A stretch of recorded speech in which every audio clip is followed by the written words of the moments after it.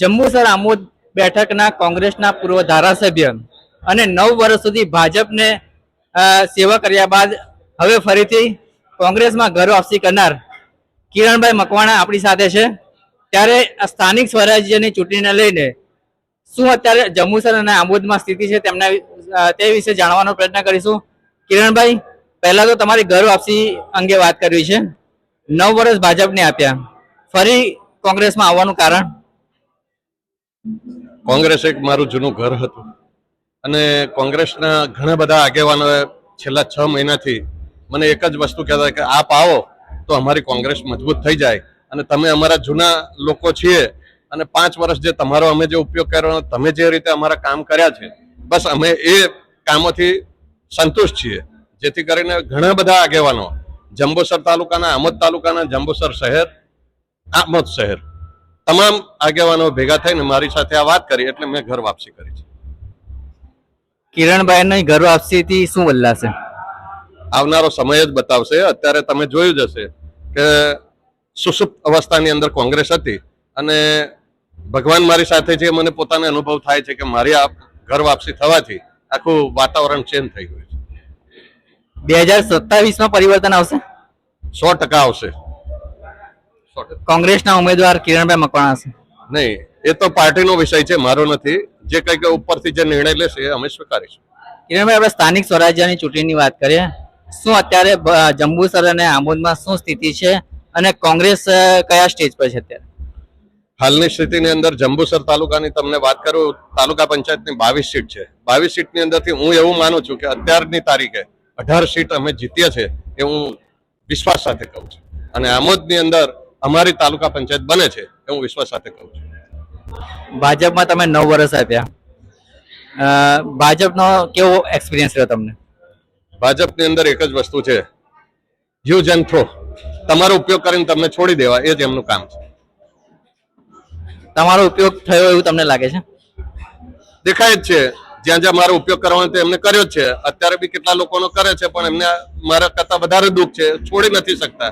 હિંમત કરીને હું આશીર્વાદથી આવ્યો છું એટલે મને ભગવાને હિંમત આપી એટલે મેં છોડી છે. બાકી ઘણા બધા એવા લોકો છે કે અત્યારે આ જે ચૂંટણી આવી રહી છે સ્થાનિક સ્વરાજની, એની અંદર જ એનું રિઝલ્ટ તમને ખબર પડે.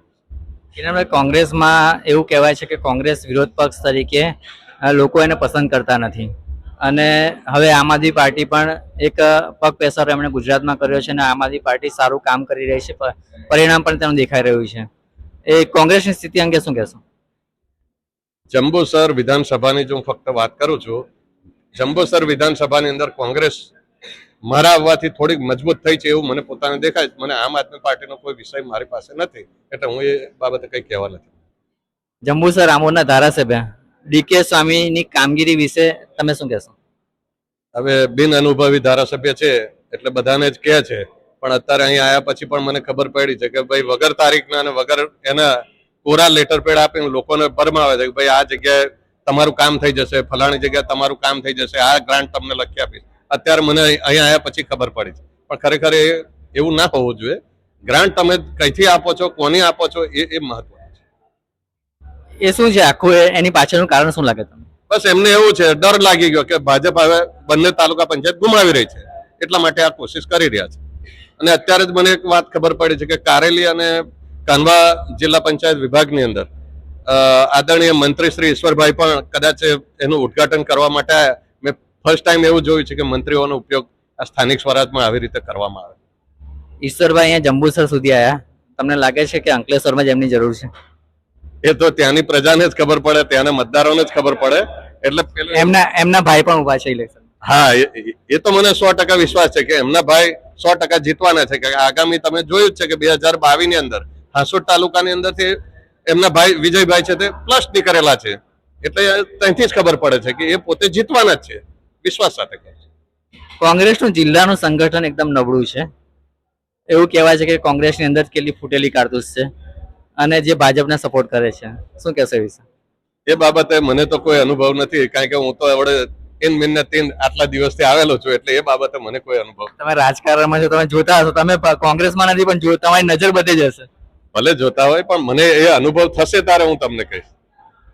તો આ હતા કિરણભાઈ મકવાણા.